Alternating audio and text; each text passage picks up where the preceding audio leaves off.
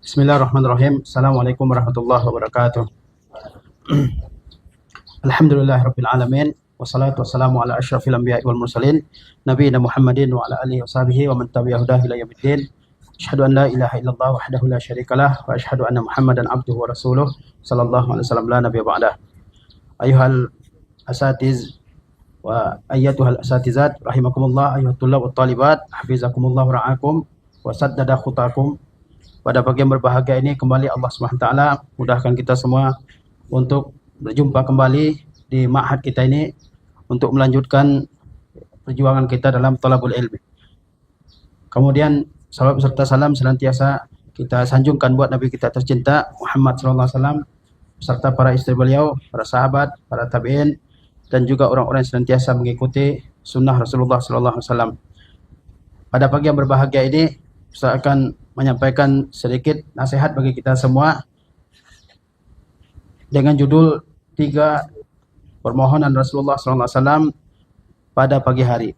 Salah seorang istri Rasulullah SAW yang bernama Ummu Salamah, beliau menceritakan bahwasanya Rasulullah SAW setiap kali selesai mengerjakan salat subuh, maka beliau berdoa dengan sebuah doa yang hendaknya kita semua menghafalnya dan mengamalkannya dalam kehidupan kita.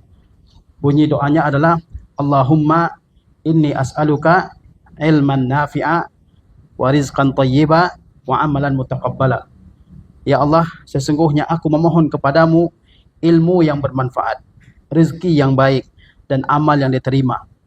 Ini adalah doa yang senantiasa dibaca oleh Rasulullah SAW setiap kali beliau selesai mengerjakan salat subuh. Dari hadis yang mulia ini, ya, kita bisa mengambil beberapa pelajaran yang penting. Yang pertama, bahwa salat subuh itu merupakan salat yang memiliki keutamaan yang sangat besar. Sehingga kita hendaknya menjaga salat subuh ini dengan sebaik-baiknya, dengan mengerjakannya pada waktu yang telah ditentukan oleh Allah Subhanahu wa taala, oleh Rasulullah sallallahu alaihi wasallam. Dalam banyak hadis Rasulullah sallallahu alaihi wasallam menerangkan tentang keutamaan salat subuh. Di antaranya beliau mengatakan, "Man shalla salata subhi fahuwa fi zimmatillah." Barang siapa yang mengerjakan salat subuh ya secara berjamaah, maka sesungguhnya dia berada dalam penjagaan Allah Subhanahu wa taala. Barang siapa yang mengerjakan salat subuh ya di masjid-masjid kaum muslimin dengan berjamaah, maka sesungguhnya dia berada dalam penjagaan Allah Subhanahu wa taala. Dan penjagaan Allah Subhanahu wa taala adalah sebaik-baik penjagaan. Tidak ada yang mampu menjaga, memelihara makhluknya yang lebih besar daripada penjagaan Allah Subhanahu wa taala. Tidak ada penjagaan yang lebih berguna, lebih kuat bagi seorang hamba daripada penjagaan Allah Subhanahu wa taala. Dalam hadis yang lain Rasulullah SAW bersabda, "Man shalla subha fi jamaah fa ka'annama shallal laila kullahu." Barang siapa yang mengerjakan salat subuh dengan berjamaah, maka seolah-olah dia telah mengisi malamnya sepenuhnya dengan mengerjakan salat. Bayangkan, barang siapa yang mengerjakan salat subuh dengan berjamaah, maka seolah-olah dia telah mengisi malamnya dengan salat. Siapa yang bisa mengisi seluruh malam dengan salat? Tidak ada yang sanggup.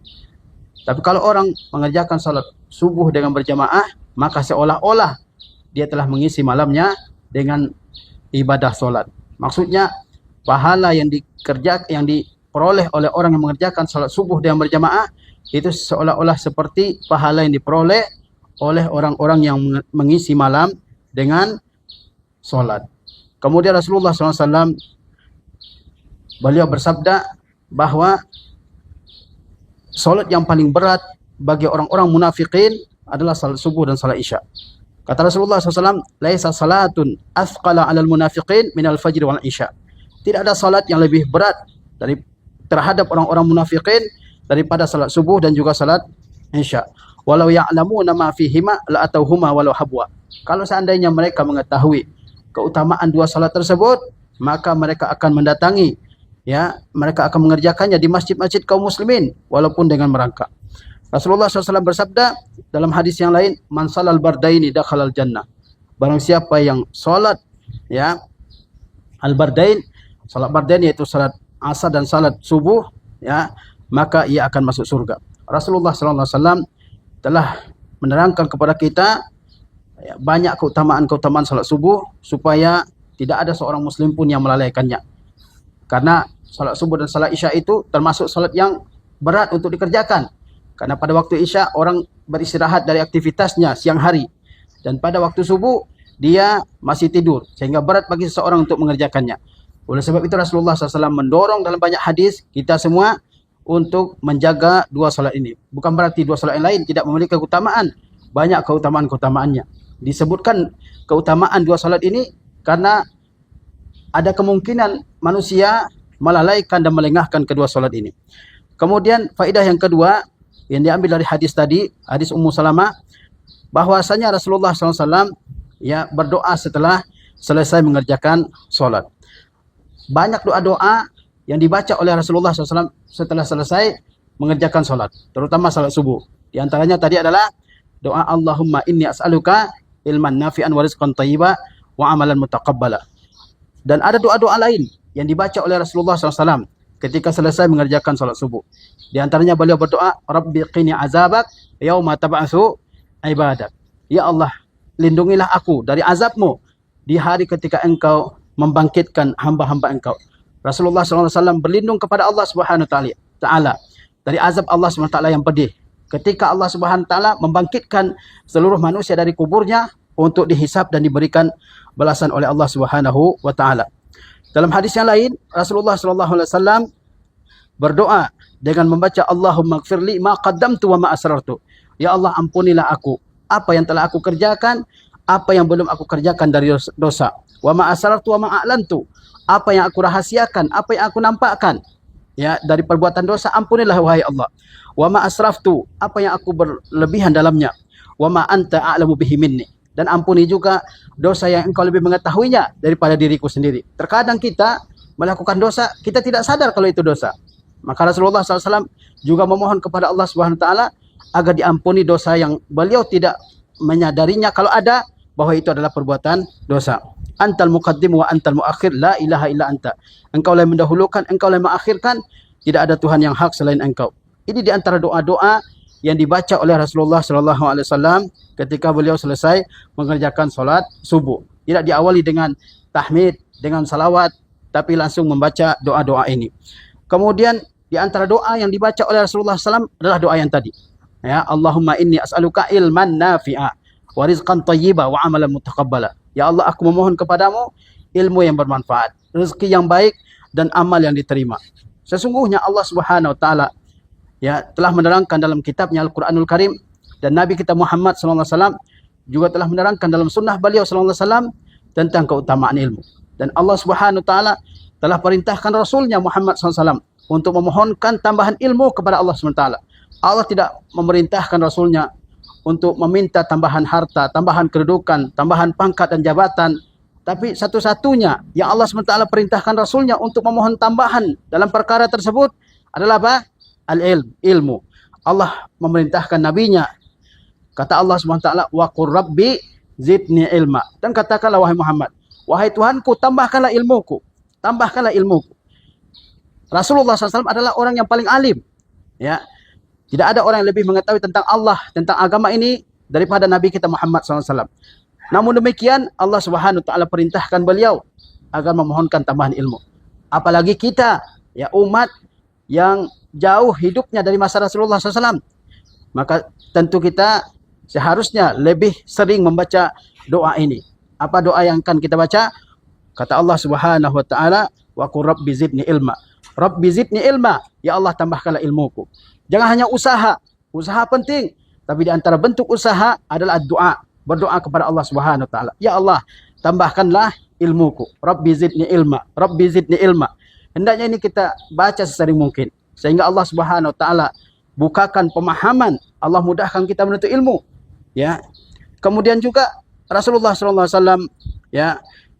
dalam sebuah hadis beliau berdoa kepada Allah Subhanahu wa Ta'ala untuk diberikan manfaat oleh Allah Subhanahu wa Ta'ala dengan ilmu yang telah Allah ajarkan. Jadi memohon agar Allah tambahkan ilmu, tapi juga bermohon agar Allah Subhanahu wa Ta'ala memberikan manfaat dengan ilmu. Kata Rasulullah SAW dalam doa beliau, Allahumma anfa'ni bima 'allamtani. Ya Allah, berikan aku manfaat dengan ilmu yang telah engkau ajarkan kepadaku. Karena begitu banyak orang yang mengetahui ilmu tapi tidak bermanfaat baginya. Malahan ilmu itu menjadi sebab kecelakaan, kebinasaan dan kehancurannya. Banyak sekali orang-orang alim yang tersesat, banyak orang-orang yang mengetahui agama yang melanggar agama itu sendiri, banyak sekali. Ya. Oleh sebab itu kita perlu memohon kepada Allah agar Allah tambahkan ilmu kita, dan kita juga perlu memohon kepada Allah agar Allah memberikan manfaat dengan ilmu yang telah kita ketahui. Semakin tunduk dan patuh kita kepada Allah SWT, semakin semangat ibadah, semakin taat kepada orang tua, semakin baik akhlaknya, semakin terjaga ucapannya, semakin baik muamalahnya, ta'amulnya dengan manusia. Harusnya seperti itu. Itu tanda ilmu yang bermanfaat. Rasulullah bersabda, berdoa, Allah manfa'ni bima 'allamtani. Ya Allah, berikan aku manfaat ya, dengan apa yang telah engkau ajarkan kepadaku. Ya, mohonkan manfaat dari ilmu kita ini. Jangan sampai kita menjadi orang yang sombong dengan ilmu yang telah kita ketahui. Dan jangan juga sampai kita malah makin rusak dengan ilmu yang telah kita ketahui. Tapi hendaknya ilmu tersebut memberikan manfaat bagi kita. Kemudian kata Rasulullah SAW dalam doanya selanjutnya, wa'allimni ma yanfa'uni. Dan ajarkan kepada aku apa yang bermanfaat. Banyak orang yang terkadang luas pengetahuannya dalam suatu bidang, tapi pengetahuan tersebut tidak bermanfaat baginya. Dia tahu ini A, B, C dari berbagai macam pengetahuan, tapi terkadang pengetahuan-pengetahuan tersebut tidak berguna baginya. Dia tahu nama-nama pemain bola, dia tahu nama-nama game, pandai memainkannya, ya, dia tahu nama-nama artis dan sebagainya, dia tahu film ini, film itu, tapi itu tidak berguna baginya. Ya. Oleh sebab itu, pengetahuan yang dimohonkan oleh Rasulullah kepada Allah adalah pengetahuan yang bermanfaat. Kata Rasulullah, wa'allimni ma yanfa'uni. Ajarkan kepadaku apa yang bermanfaat bagi hidupku di dunia dan di akhirat. Jangan sampai otak kita isinya adalah pengetahuan-pengetahuan yang tidak berguna, pengetahuan yang tidak bermanfaat. Kita tahu A, B, C, D, detil-detil sesuatu, tapi nggak ada gunanya. Ya. Wazidni ilma. Selanjutnya Rasulullah berdoa, ya Allah, tambahkanlah ilmuku. Ini doa yang senantiasa dibaca juga oleh Rasulullah SAW. Allahumma anfa'ni bima 'allamtani wa 'allimni ma yanfa'uni wa zidni ilma. Kemudian di antara faidah ya yang bisa kita ambil dari hadis Rasulullah SAW, doa Rasulullah SAW tadi, Allahumma inni as'aluka ilman nafi'a, dan seterusnya, bahwasanya tidak semua ilmu bermanfaat. Ada ilmu yang mencelakakan manusia, ada ilmu yang membinasakan manusia dalam kehidupannya. Oleh sebab itu kita perlu memohonkan ilmu yang bermanfaat kepada Allah Subhanahu wa taala. Apa di antara tanda ilmu yang bermanfaat? Ilmu yang semakin bertambah, semakin takut seseorang untuk melanggar ya larangan-larangan Allah Subhanahu wa taala. Oleh sebab itu Allah berfirman, "Innama yakhsyallaha min ibadihil ulama." Sesungguhnya yang benar-benar ya ulama itu adalah orang yang memiliki rasa takut kepada Allah Subhanahu wa taala. Dia takut melanggar perintah Allah Subhanahu wa taala. Dia takut kalau tidak mengerjakan perintah Allah Subhanahu wa taala. Sehingga Al-Imam Ahmad rahimahullah beliau mengatakan al-ilmu khasyatullah. Ilmu yang sebenarnya itu adalah rasa takut kepada Allah Subhanahu wa taala. Ketika ada godaan untuk melakukan suatu larangan, dia menahan dirinya agar tidak melakukan larangan tersebut. Itulah ilmu yang bermanfaat. Itulah yang kita mohonkan. Jangan mudah terseret ke dalam berbagai macam pelanggaran, maksiat dan seterusnya. Harus ada penahannya dalam diri kita. Itulah ilmu yang bermanfaat. Di antara ilmu yang bermanfaat itu tanda-tandanya dia berasal dari Al-Quranul Karim, dari sunnah Rasulullah SAW, dari pemahaman para sahabat, para tabi'in, para ulama al-mutaqaddimin yang merupakan generasi terbaik dalam umat ini. Ya. Kemudian juga ilmu yang bisa mendorong seseorang untuk beramal, mengerjakan amal soleh sebaik-baiknya dan sebanyak-banyaknya. Itulah di antara ciri-ciri ilmu yang bermanfaat. Kemudian di antara faidah yang diambil dari hadis tadi, bahwasanya kita semua diperintahkan untuk memohonkan rezeki yang baik. Terkadang seseorang terhalang dari melakukan suatu amal ibadah, amal soleh, karena terbatasnya rezeki yang diberikan oleh Allah Subhanahu wa taala kepadanya.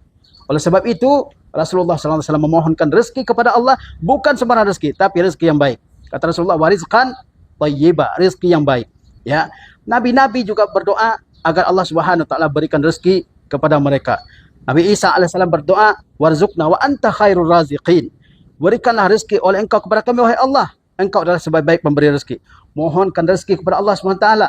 Ketika kita dalam kesulitan, ketika orang tua kita dalam kesulitan ekonomi, susah membayar ini dan itu, tagihan ini dan tagihan itu, sulit dia bayar, maka hendaklah kita memohonkan rezeki yang baik kepada Allah Subhanahu wa taala.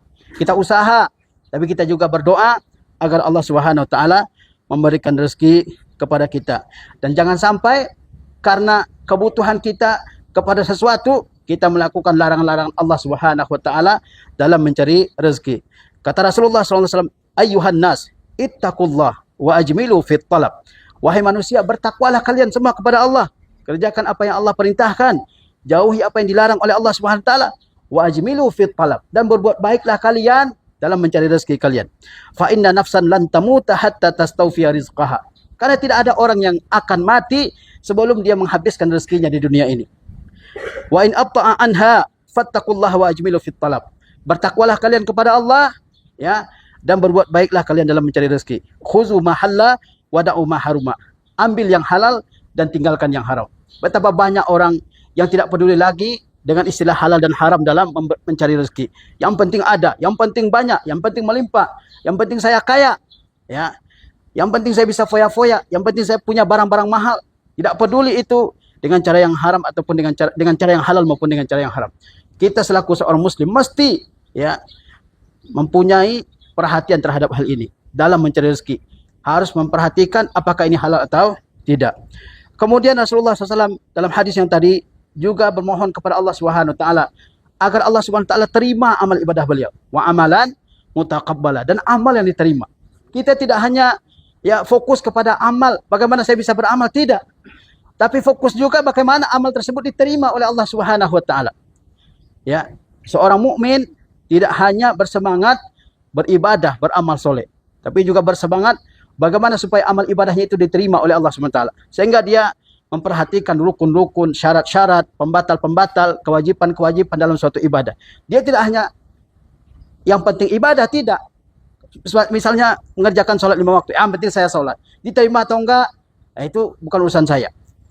Padahal kita bisa mengusahakan bagaimana ibadah kita itu diterima oleh Allah Subhanahu wa taala. Jadi kita fokus ibadah, tapi juga, ya, mohon kepada Allah Subhanahu wa taala agar amal ibadah kita itu diterima oleh Allah Subhanahu wa taala.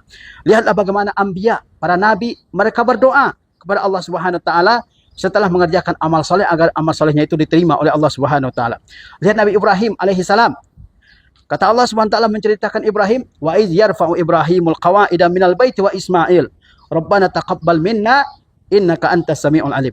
Ingatlah tatkala Nabi Ibrahim telah meninggikan pondasi-pondasi dari Ka'bah, ya, demikian pula Ismail alaihi salam. Setelah Nabi Ibrahim alaihissalam melakukan amal yang luar biasa, membangun Ka'bah, dibantu oleh putra beliau Ismail alaihissalam. Ini amal soleh yang hebat. Nabi Ibrahim dan Ismail tidak hanya mencukupkan dengan amal soleh tersebut. Keduanya berdoa agar Allah Subhanahu wa taala menerima amal soleh tersebut. Apa kata Nabi Ibrahim? Rabbana taqabbal minna. Wahai Rabb kami, terimalah amal soleh ini dari kami. Innaka antas samiul alim. Sesungguhnya engkau, ya, benar-benar Rabb yang maha mendengar lagi maha mengetahui. Allah Subhanahu wa taala maha mendengar doa seorang hamba, ya, dan Allah Subhanahu wa taala juga maha mengetahui niat yang ada dalam hati seorang hamba. Allah mengetahui yang zahir, yang batin, yang terdahulu, yang terkemudian. Begitu juga dengan ibunya Maryam alaihi salam. Dia berdoa, iz qalat imra'atu Imran. Ingatlah tatkala istrinya Imran berdoa, Rabbi inni nazartu laka ma fi batni muharrara. Wahai Rabbku, sesungguhnya aku, ya, telah bernazar kepadamu, jika yang lahir dari perutku adalah seorang anak laki-laki, dia akan aku jadikan sebagai seorang yang melayani Baitul Maqdis, yang fokus beribadah di Baitul Maqdis. Ternyata yang dilahirkannya adalah seorang anak perempuan, Maryam alaihi salam. Kemudian, ya, ibu Maryam ini berdoa, fataqabbal minni. Wahai Rabbku, terimalah doaku. Dia berdoa dan berharap Allah Subhanahu wa taala menerimanya. Innaka antas samiul alim. Begitu juga Nabi Ibrahim alaihissalam dalam doanya yang lain. Beliau memohon kepada Allah Subhanahu wa taala agar dijadikan dia dan keturunannya sebagai orang-orang yang menjaga solat, dan beliau juga berdoa agar diterima, ya, doanya tersebut oleh Allah Subhanahu wa taala. Kata Nabi Ibrahim, Rabbi ja'alni muqimas shalah wa min dzurriyyati. Wahai Rabbku, jadikanlah aku sebagai orang-orang yang senantiasa menjaga solat, ya, wa min dzurriyyati, demikian pula keturunanku. Kemudian Nabi Ibrahim berdoa, Rabbana wa taqabbal du'a. Wahai Rabbku, terimalah doaku. Jadi penting bagi kita setelah mengerjakan amal soleh, mohonkan kepada Allah Subhanahu wa taala agar amal soleh tersebut diterima oleh Allah Subhanahu wa taala. Dan kita penting untuk mengetahui bahwa amal soleh itu diterima oleh Allah Subhanahu wa taala, diberi ganjaran dan pahala dengan 2 syarat. Yang pertama, mengerjakannya dengan ikhlas karena Allah Subhanahu wa taala semata-mata, bukan bercabang-cabang niatnya dalam ibadah. Yang kedua, sesuai dengan yang diajarkan oleh Rasulullah SAW. Jadi kita semua penting untuk mengamalkan, menerapkan, mengaplikasikan doa yang senantiasa dibaca oleh Rasulullah SAW pada setiap pagi. Kata Rasulullah SAW, Allahumma inni as'aluka apa? Ilman nafi'a wa rizqan thayyiba wa amalan mutaqabbala. Ketiga hal ini itu adalah sumber kebahagiaan bagi seorang hamba dalam kehidupan di dunia dan akhirat. Kalau ilmu yang dia ketahui adalah ilmu yang bermanfaat, dan dia punya rezeki yang baik yang mendorong dia untuk beramal saleh. Di sini juga kata para ulama bahwa rezeki yang baik, rezeki yang halal akan memudahkan seseorang untuk menuntut ilmu dan juga akan menyebabkan amal seseorang diterima oleh Allah Subhanahu wa taala. Rezeki yang baik menyebabkan amal seseorang diterima oleh Allah Subhanahu wa taala dan ya amalnya diterima oleh Allah Subhanahu wa taala. Oleh sebab itu kita senantiasa melazimkan diri kita, doanya enggak panjang, singkat ya. Dan itu di antara keistimewaannya Rasulullah SAW yang diberikan jawami'ul kalim, kalimat-kalimat yang singkat namun isinya padat luas. Hendaklah kita semua mengamalkan doa ini sehingga kita menjadi orang yang berbahagia dengan ilmu, dengan rezeki, dengan amal kita. Wassallallahu ala nabiyina Muhammad wa ala alihi wasallam. Wassalamualaikum warahmatullahi wabarakatuh. Alhamdulillah.